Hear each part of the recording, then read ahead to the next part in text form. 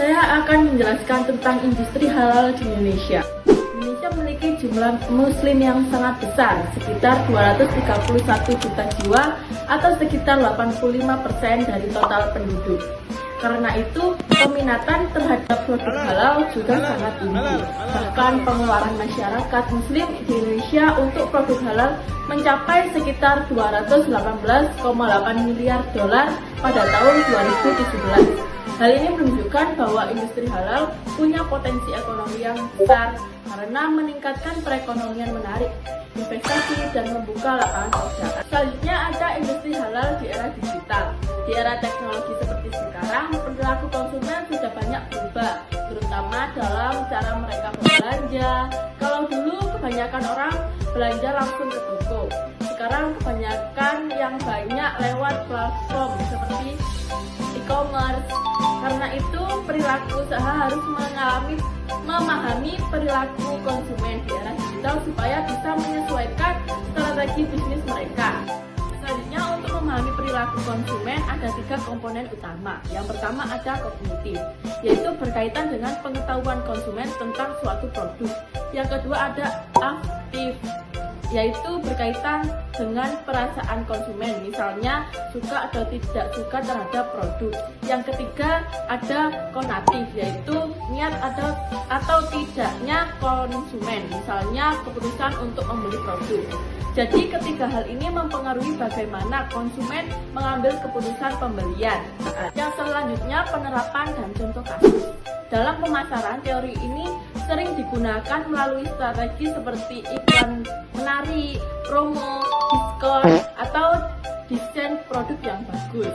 Contohnya dalam penelitian Sudaryanto tahun 2023 yang meneliti perilaku belanja online Gen Z dari ribuan ulasan pelanggan di platform seperti Matahari, Zalora, dan Palemo.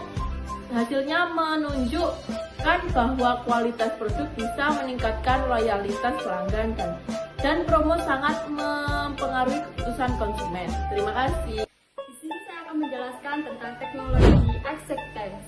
1. Definisi dan tujuan TAM.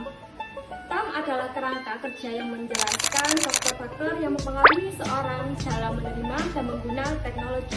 Modul ini sering digunakan oleh perusahaan, termasuk startup di Indonesia, untuk memahami perilaku konsumen terhadap produk atau layanan berbasis teknologi.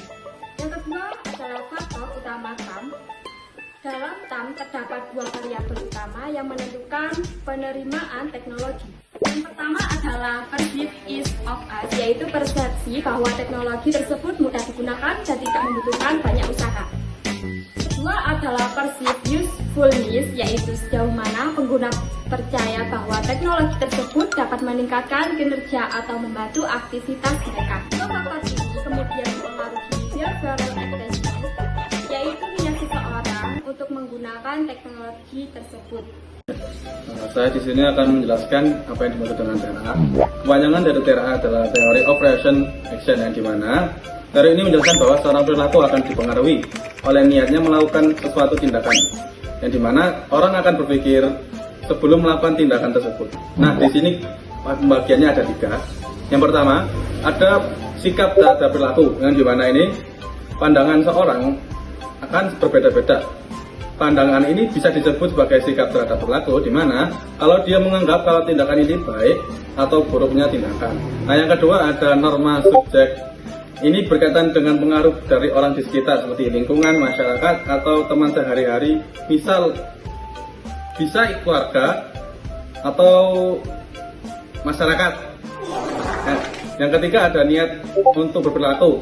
Nah, niat ini misalnya seperti menentukan apakah seseorang benar-benar akan melakukan tindakan tersebut atau tidak. Nah, penerapan ini bisa dilakukan oleh Gen Z. Yang pertama, seperti pada nilai dan gaya hidup. Yang kedua ada memanfaatkan media sosial seperti TikTok, Instagram, dan Facebook. Yang ketiga bekerjasama dengan influencer. Nah, di mana influencer di zaman sekarang ini sangat berpengaruh di media sosial, karena dengan influencer kita bisa mengembangkan diri kita di media sosial. Terima kasih.